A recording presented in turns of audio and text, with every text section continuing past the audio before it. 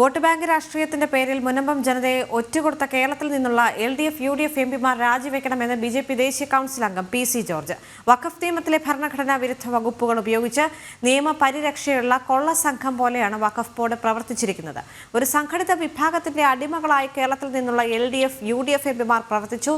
വഖഫ് ഭേദഗതി ബില്ലിനെ അനുകൂലിച്ച് വോട്ട് ചെയ്യണമെന്നും ക്രൈസ്തവ സഭാ മേലധ്യക്ഷന്മാർ ആവശ്യപ്പെട്ടിരുന്നു. എന്നിട്ടും ബില്ലിനെ എതിർത്ത കേരളത്തിൽ നിന്നുള്ള 19 എംപിമാർ സ്ഥാനം രാജിവെച്ച് ജനങ്ങളോട് മാപ്പ് പറയണമെന്നും PC ജോർജ് ആവശ്യപ്പെട്ടു.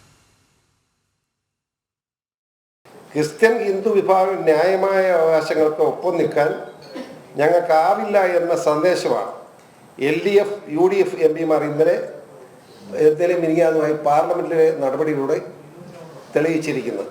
കേരളത്തിലെ ജനങ്ങളെ വഞ്ചിച്ചുകൊണ്ട് ജനങ്ങളുടെ വികാരത്തെ അനുകൂലമല്ല. പ്രത്യേകിച്ച് ഇവിടുത്തെ ക്രൈസ്തവ മേലധ്യക്ഷന്മാർ ഓൾ ഇന്ത്യ ബിഷപ്പ് കോൺഫറൻസ് മാത്രമല്ല ദേശീയ നമ്മുടെ സംസ്ഥാന ബിഷപ്പ് കോൺഫറൻസും ആവശ്യപ്പെട്ടതാണ്.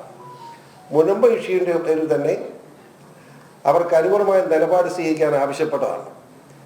അതിന് കോൺഗ്രസ് എംപിമാർ ആരും സഹായിച്ചില്ലെന്ന് മാത്രമല്ല കേരളത്തിലെ ക്രിസ്ത്യൻ മതവിഭാഗങ്ങളെ പ്രതിനിധീകരിക്കുന്ന രാഷ്ട്രീയ പ്രസ്ഥാനം എന്ന് പറയുന്നത് ജോസഫും മാണി വഞ്ചിച്ചു എന്നാണ് ഏറ്റവും പ്രധാനപ്പെട്ടത്.